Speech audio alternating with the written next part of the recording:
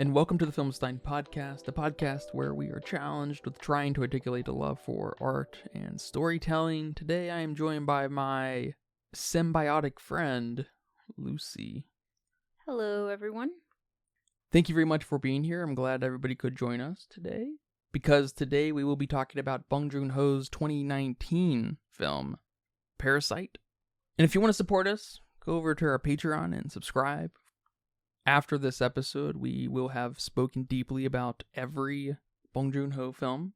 So I'm very curious where this conversation takes us. Because this is quite the movie, there is a lot of interplay in action, choices, and dialogue. We have this family that displaces the park's current workforce masterfully, one by one, building our first notions of so-called parasitic relationship. The Kims live at the bottom of this really large hill, it seems. The Parks live at the very top of this class-like mountain. The Kims, on some levels, seem to live beneath the lowest point. I'm not sure if we ever see people lower than the Kims in their basement. But this film slowly, tragically reveals to us the codependency of the haves and have-nots. We have this beautiful display of so-called poor people competing to maintain some sort of current status against other poor people, just so the rich can take advantage of them. We have this beautiful display of the spectrum of these different hierarchies and how they're not necessarily geographical. Obviously, we have wonderful characters and even better writing, but the film suggests a natural, omniscient sort of order to our capitalistic system, maybe just our natural human system. I love that the Kims find themselves in a really great situation, especially compared to their previous trajectory. They find themselves in a setback when the old housekeeper shows back up, and it's almost like the system is punishing them for pretending to be something they're not. To Mr. Kim smelling, to the suggestion of anxieties that come along with being out of place, imposter syndrome, maybe, to the unconscious or maybe conscious worshipping of those who are important to us, those who we revere and respect. There is an awful lot going on in this film. And I'm very curious, man, what do you think of Parasite? After covering majority of Bong Joon-ho's filmography, I was extremely excited to watch this movie. He's up there on one of my favorite directors. So not only was I not disappointed, but this film was on the edge of impeccable. This movie, it's extremely well-rounded. I dare say perfectly crafted. And one of the first things that came to my mind watching this movie was that I've always used the terms movie and film interchangeably. Film was just a bougie way to refer to a movie and almost made me eye roll. But after seeing Parasite, this is a film. The story and writing is brilliant with its use of satire and symbolism. The director's vision not only exists, but is perfectly executed. The tone captured something beautifully blended. The performances are outstanding. It's a visually stunning film. The score is subtle, yet enriches the experience. I felt like I experienced all my emotions while watching this movie. I laughed, I sighed, I gasped, I was scared, I smiled, I was shocked, and while I did not cry, I felt panged with sadness at the end of the film. At no point did I feel like my emotions were played with, though. I just lived them. I want to start off strong with the best thing about this film, which is the satire. To effectively use satire, you need to have a message. And this film definitely has something to say, like a lot of his other films, about the social classes. Bong Joon-ho is notorious for exposing the cruelty of the class divide. But my favorite thing he adds to Parasite is the exposure to the hypocrisy. Miss Kim, the mom, says one of the best lines of the film in reference to Mrs. Park, the rich lady. She's nice because she's rich. She lives in an illusion, a victim mindset, you could say, that wealth and kindness are linked. And I love that. I know I'm at fault for saying I'd be less stressed if I had more money, and just that link we make in our minds exposes us. How many times have you thought it or have heard people say something very similar to this? I've watched movies that have made me feel one of my 5 senses. I'm thinking Society of the Snow when I felt extremely cold, or the stench of any of war movies we've seen. But using smell as a satirical device in this context is absolutely genius. The upper class can smell poverty and they're repulsed by it.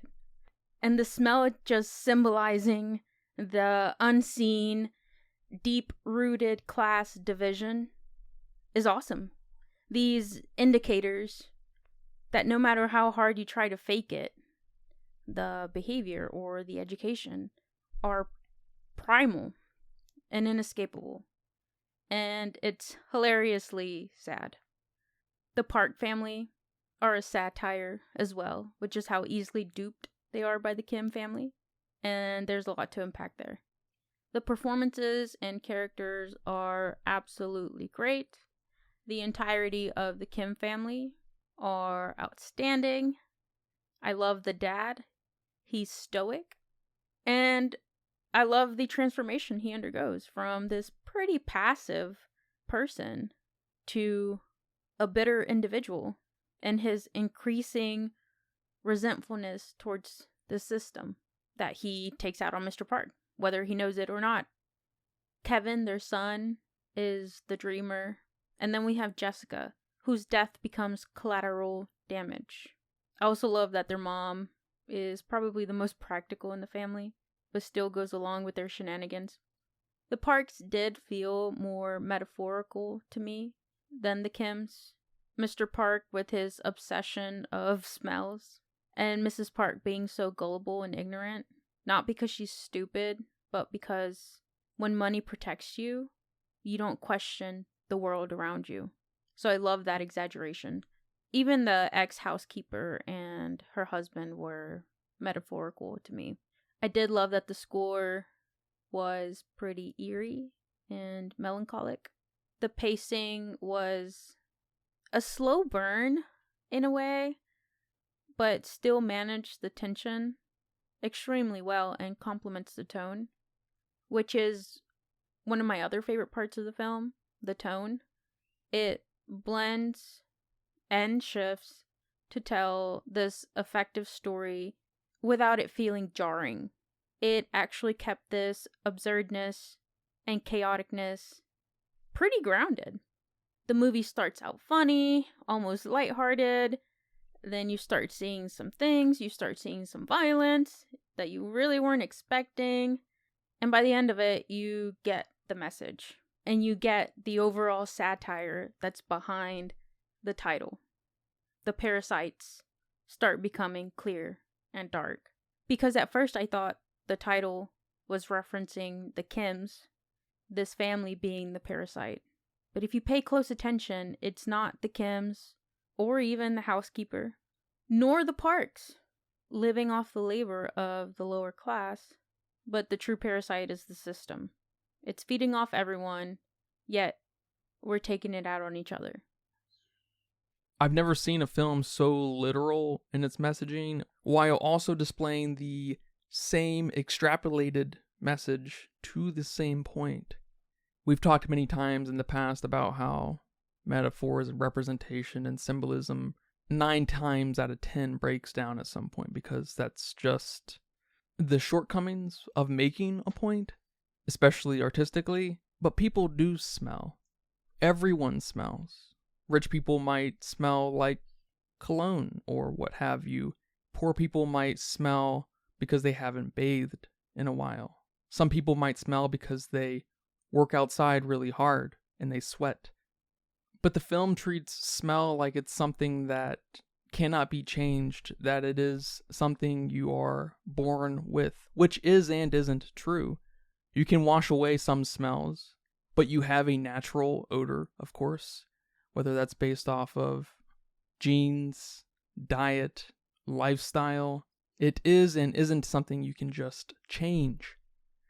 But it's kind of funny because these things I've mentioned, like genes, diet, lifestyle, all change with a little bit of class, at least in some kind of perception. And so this dream starts to build of, if I could just have money that could give me class. And of course, the point of smell comes to a head at the very end. So I love this display, this extreme reaction Mr. Park has when he smells the man from the basement. And that reaction being the catalyst, setting off Mr. Kim to do something about his place in the system. No, that's an excellent scene. I love how it's slow-mo too when Mr. Park is smelling. That exaggeration, it's hilarious. But one of the crucial points to that is the build-up. And probably my favorite part of the movie. And that's when the Park family comes home that night. We have the shenanigans with the ex-housekeeper and that shocking twist that there's actually a man living in their basement. And the tone shifts from a nice family drunken time to tension to panic and all these things. But specifically that section when Mr. Kim, his son and daughter are hiding under the coffee table and the Park couple is on the couch and they're talking about him. I'm not only humiliated for Mr. Kim while he's visibly shaken, but I'm experiencing it with him. I love that visually the camera pans down. We are on the floor with them and experiencing the Park's interactions in silence. And being down there on the floor with the Kims, Mr. Kim, made me feel more uncomfortable and degraded than watching the Parks on the couch engage in their sexual activities and that terrible, unconventional foreplay conversation they were having about Mr. Kim and the smells and all this weird stuff, right? So this has been building inside Mr. Kim for a long time. Because how degrading is it to experience something like that, being so invisible, but your kids are right next to you too, hearing that, experiencing that. And not 1 second did I blame Mr. Kim for stabbing Mr. Park when he had that reaction. I mean, that build up there was phenomenal. It was phenomenally built up. One thing I like about that scene in particular is just before that, the Kims swept all the trash under the table and couch. And a few scenes later, when the Parks come home and the Kims can't quite get out in time, well, where do you hide trash? Under the table. Oh my gosh, that's great. There's great parallels and symbolism sprinkled throughout this entire movie. I mean, it's genius. And that's a great example. And it gets even better because what were they drinking just before that, and what smells really ripe? Alcohol. Alcohol. I thought Mr. Park was going to be like, do you smell alcohol? But no, he smelled poverty. He smells someone who rides the subway. The common man. The common man. And it's really crazy, that scene displaying systematic punishment by the invisible hand is paralleled with the end to the same point of, ooh, what's that smell? Mr. Kim does something about it this time, and he's punished again. His whole family's punished again. So punished that one of his kids becomes collateral damage. I guess both kids become collateral damage, but one is extreme to the point of death, and the other one's just left stupidly happy. Well, like you said, he's the dreamer, right? He makes the plans so the plans can fall through. Those who make plans fail. Kevin, of course, had the genius plan of, at least in the beginning, displacing the park's workforce. We, of course, get that great scene in the gymnasium where Kevin and his dad are talking about why or why not make a plan. And, of course, we get the beautiful ending of Kevin planning to buy the house. And I don't normally buy into this kind of stuff, but it is a little different. Bong Joon-ho has gone on the record saying that it would take Kevin about 500 years to save enough money to buy the house. Obviously only suggesting what has been displayed in the film already is you have a place in this system and you're going to stay in it. Yeah, that's a great ending, and just this illusion of social mobility. And for a split second while watching the movie, I almost wish we would have ended it there with the fantasy, because if you've been paying attention, that's obviously a fantasy from his dreamer son. But then we see it's obviously a fantasy because we see him now in the basement. And then the camera shifts to the window. And that's when it changed my mind, and I kind of liked it because this symbolism with the windows is absolutely phenomenal. I mean, I can't keep using another word for a lot of the literary uses. Yeah, I was about to say, the kind of nut punch reminder of even your dreams need a reality check is awesome. Yeah, I saw somewhere where someone said hope is the parasite, and that's true with Kevin's ending.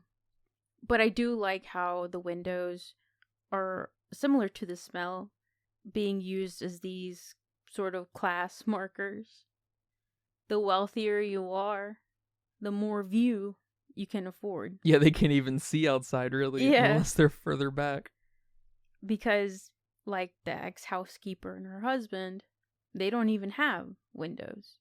They can't even afford sunlight. And all of a sudden, you have this idea that perspective is even a privilege. Good point. That suggests that the least privileged are sometimes just below the most privileged.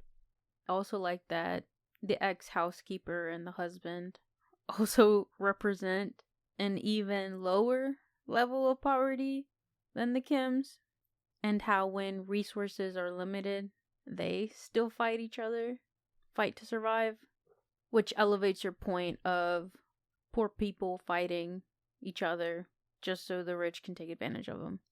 Just for the opportunity. The man in the basement has the lowest position on the totem pole and is still the most devoted to the system that keeps him there. You mentioned earlier this idea of worshiping those who are important to us. And by you saying that, it made me think of Kevin sort of worshiping his friend, Min, who gave him the job to begin with, and carrying this rock with him that later turned out to be his almost murder weapon. But there was a point after they had just escaped the park house, after the dad had been degraded and humiliated, where Kevin asks, what would men do in this situation? And his sister basically calls him an idiot and says, men would never be in this situation. Kind of furthering along this illusion of social mobility. That's a really good point. That's a little bit more of like a horizontal worship. I wish I was in your shoes type thing. And even furthered by Min himself saying that you can do the job. You can teach her English. You're just as good as me, if not better, I think he may be implied. He implied that's definitely true about his fellow college classmates, who are theoretically of higher class. It's crazy because that scene, in a strange way, complements the man in the basement smashing his head against these, in quotes, motion censored lights. I know, it's hilarious. The man in the basement worships Mr. Park. And Mr. Park doesn't even know these aren't motion censored. I know. Alluding to something that I think is mostly only hinted at, in that a lot of the good things in life, a lot of these really cool things like your iPhone, are made in really horrific situations, like these Chinese slave labor camps. But it doesn't affect you. It's out of sight, out of mind. The conditions are even lied about by people like Steve Jobs. Those horrific situations are so far, in fact, beneath your feet, that it just doesn't matter to you. I think the man in the basement smacking his head against these motion censored lights as Mr. Park walks up these stairs, I think it's no coincidence that he's just beneath his feet, just like how you can dig a hole right to China from America. And your point really furthers my metaphor for Mr. and Mrs. Park, how they're gullible and ignorant. And like I said, not because they're stupid, but because money protects them from questioning things around the world. They can afford to be stupid. They can afford to be stupid. And if you can afford to have an iPhone, you can kind of afford to be a little stupid. I do, in fact, think Mrs. Park is a little stupid. By design, of course, to display that intelligence and genius and cleverness and ingenuity is nowhere near enough to get any kind of traction in social mobility, in economic mobility. You hear about foolish decisions execs, people of power make all the time. And there are many, many common people out there, common folk out there who are into whatever industry that is, that can make better decisions than those executives. But being able to do the job better is not what qualifies you to get the job. Kind of to your point of this multi-directional parasitism, this symbiotic parasitism.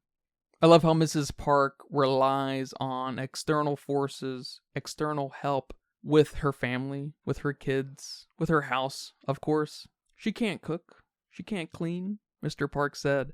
What does she do? She can't take care of her boy. She can't teach her girl English. She can't get her ready for cram school or whatever, university. Poor people mooch. Rich people are entitled. At the same time, though, what about Mrs. Kim? Is there some sort of parallel to be drawn between the two extremes? Because what does she do for her family? Sure, she can't afford the help. Because when Min brings the rock to show the family, she says he should have brought food. She can cook, she can clean, she just chooses not to. Because it's kind of ironic, right? She becomes the housekeeper, yet she doesn't do that at home.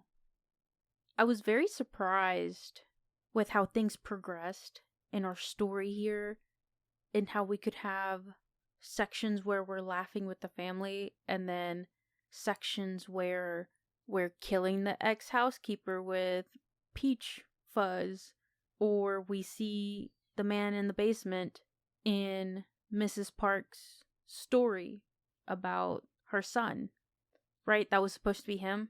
Yeah, the man in the basement's the ghost. Yes. But I guess literally who we saw, that was him. I think so, yeah. Those eyes. Right.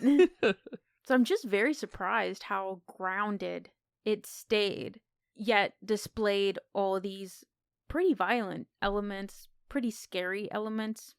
What did you think of all these tonal shifts? Did they feel more jarring to you at any point? Did at any point this feel melodramatic? That's a really good question. A lot literally happens.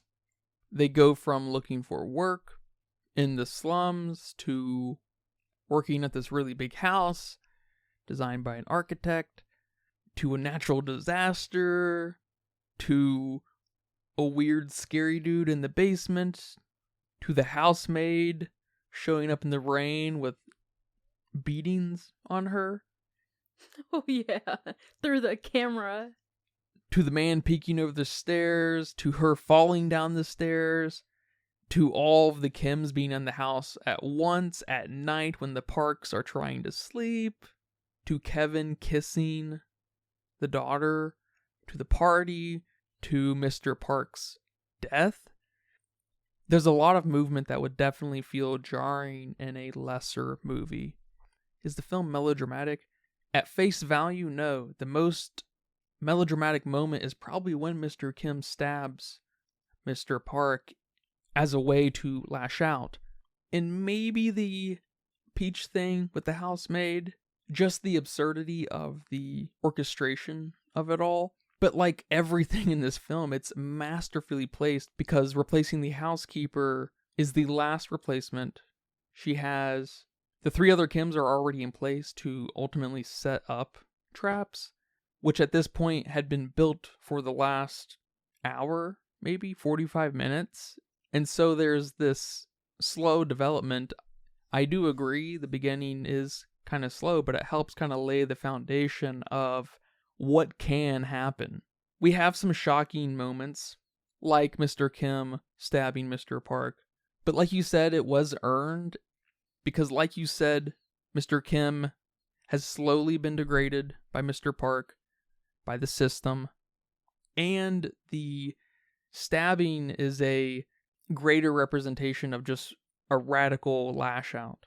It's been earned the entire time we've been watching the film. My favorite, with the basement man peeking over the stairs.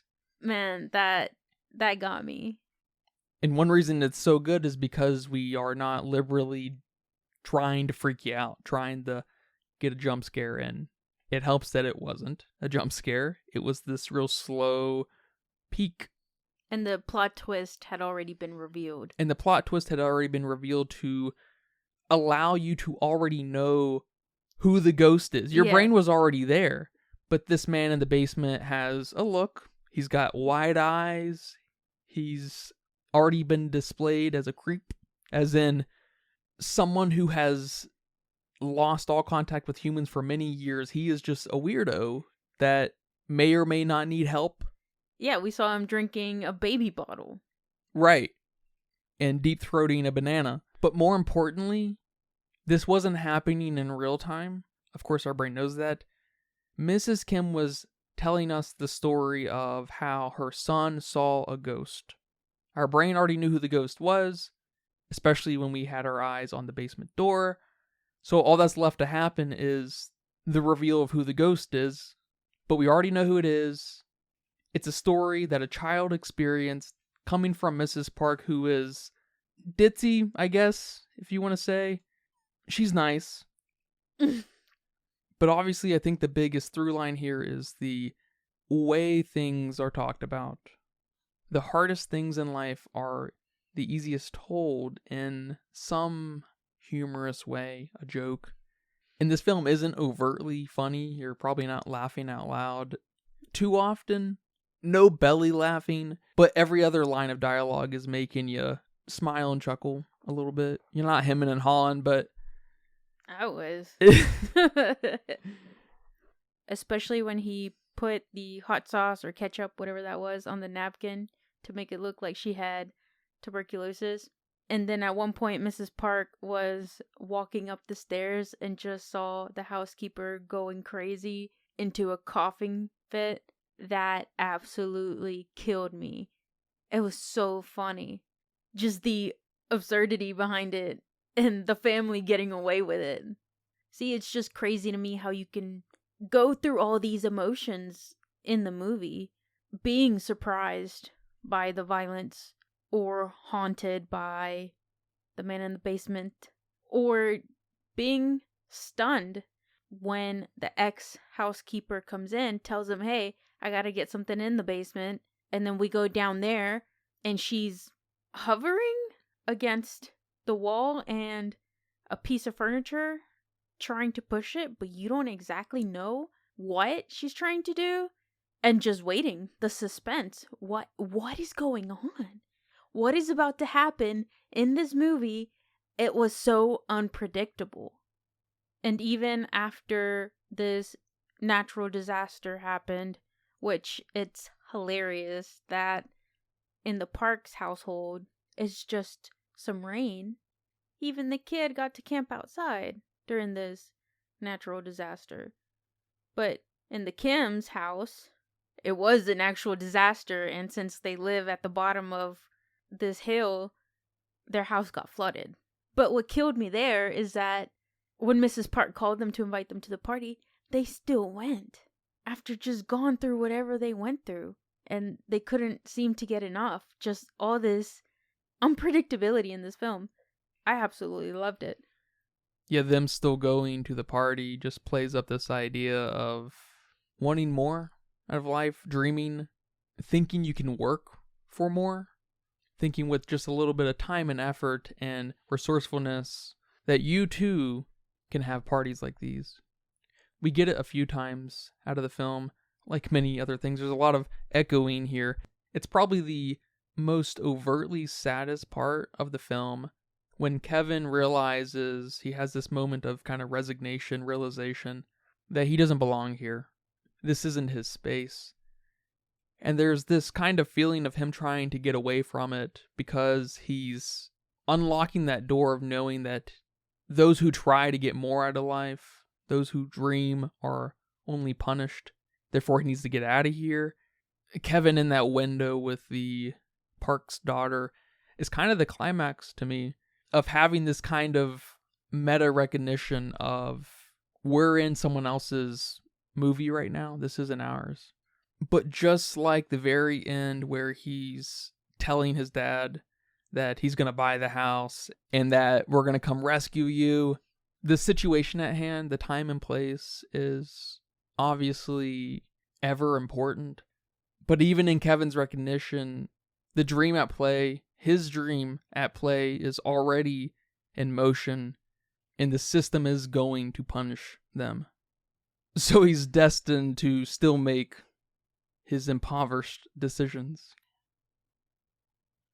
One minor thing I had a hard time grasping that I thought was a plot hole of some sort, but there's no way this movie would have any plot holes of any kind, is that the Park's little boy doesn't do anything with the Morse code that he got from the man in the basement when the little boy was camping in his tent and he managed to see the light blinking in that pattern, right? And he was a Cub Scout, Boy Scout, whatever they said.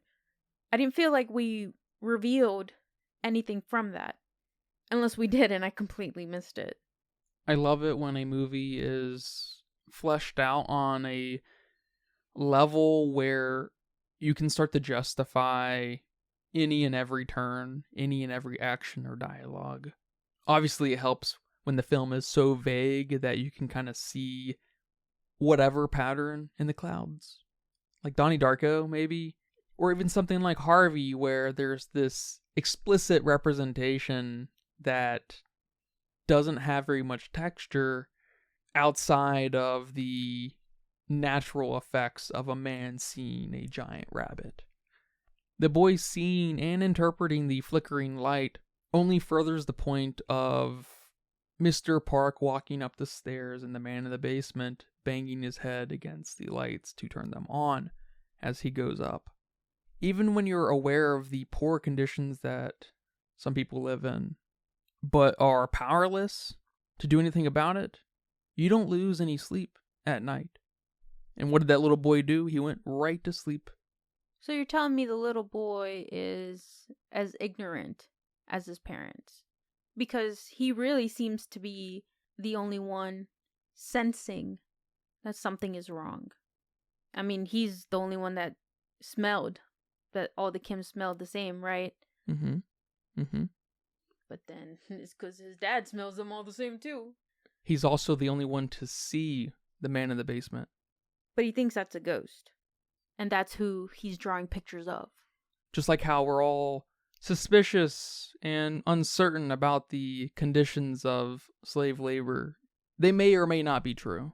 I think he also represents a generational ignorance Right. He smells the Kims not because they live in the same household and are family, but because all people who ride the subway smell the same. Yeah, it's kind of funny. The film almost started to suggest in a subverted kind of way that the Parks were going to be suspicious of the Kims being a family for some reason because they smell the same. But then it's pretty explicitly revealed to us that that's just how people who ride the subway smell.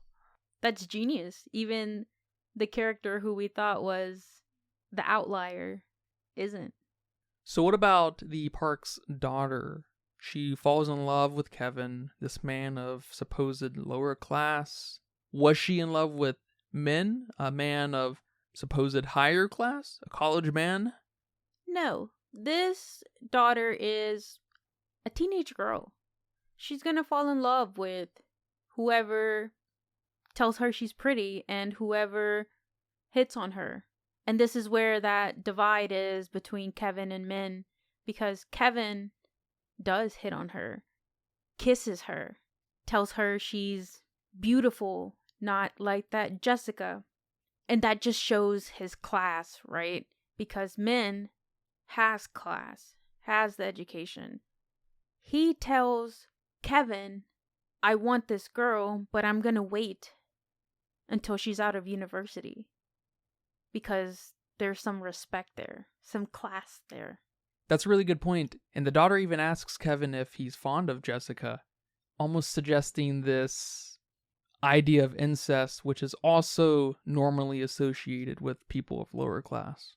Yeah, there's definitely something meta there to keep putting down the Kim family. You gotta wonder, is the surname, if it is Kim, is it of lower class nature, and is Park of higher class? Oh. The clan? Yeah, that's an excellent point. I'm very curious. I have no idea. But you'd almost say that's a safe assumption because Bong Joon-ho is not overlooking anything here. Well, man, thank you very much for watching Parasite with me and talking about it here today. You're welcome. Thank you for experiencing this movie with me. Do you have a budget guess? I'm going with 70 mil. Okja was about 50. Mickey 17 was 118. So I'm going 70 mil. This is 2 hours. Lots of movement. Lots of movement. We do stay typically in the Park home or the Kim home, so maybe not a lot of different set pieces, but we're going everywhere in these houses, at least the Park's house. The movie looks absolutely amazing. There's a black and white version. Oh, that would be interesting to see. So I don't know, 70 mil sounds good to me. Well, it says here that it was $11.4 million. No. And Twisters cost $200 million. 11.4 mil. Wow. And it went on to make $258.1 million. So it did all right for itself. Oh, that's awesome. And over on Letterboxd with 5.35 million people. They weighed in at a 4.5. Well, I'm right there with them. I'm giving this a 4.5. This movie was one of the most perfectly crafted films. I mean, everything from the story to the writing to the screenplay, the performances, the characters, the synergy, the visuals, the cinematography, to the score, the editing. Not only were all those pieces separately great, but together they created this wonderful, wonderful story that all interacted and interlaced with each other. I mean, it's awesome. It's brilliant. Bong Joon-ho had a clear vision here, and he executed it super well. And although this movie made me experience a lot of emotions, I'm not giving it a 5 because there wasn't any moment of elation to me. No moment of deep reflection. The messaging, while clear and great, didn't impact me enough to take that to a 5. I did feel very sad when Mr. Kim walked out in Kevin's fantasy, but I wanted it to freaking hit me, gut punch me, and make me uncontrollably cry from the injustice and the hopelessness of this family situation, of the underclass. Parasite is a masterclass of storytelling, of messaging, but I feel it doesn't tap into an existentialist chord like Memories of Murder. Parasite's obviously a very rare breed of storytelling, but the social contract, a lowercase s, socialism, doesn't speak to me as much as investigating the decay of memory, for example. I feel like Parasite's inherently less dreadful, and of course I love my movies to be as dreadful as possible, because there is that innate hope. In this movie? Yeah. You have people who dream. And look what happens to them. I think this movie is very bleak. They continue the dream. I don't know what's wrong with them. But your memories are always lies. They are never true. And that's just to say that Parasite doesn't speak to me on a similar level to which you're referring to. I love a film that has division, unfairness, injustices, uncertainties, stinky people. And it's actually pretty unbelievable how tight this movie is. I think Parasite's a solid 4.0 out of the gate. So alright, man, thank you very much again, and thank you guys for listening to this short episode. Remember, we post every Wednesday and Friday on YouTube, Apple Podcasts, Spotify, Pandora, and our next episode will be on the Japanese film Cure. So please look forward to that. Remember to leave nice comments, thoughts, and ideas on our Patreon as well. Come subscribe, come write in, come request a movie, request a book. We appreciate all the support. Thank you guys very much. But until next time, take care. Bye-bye. Bye-bye.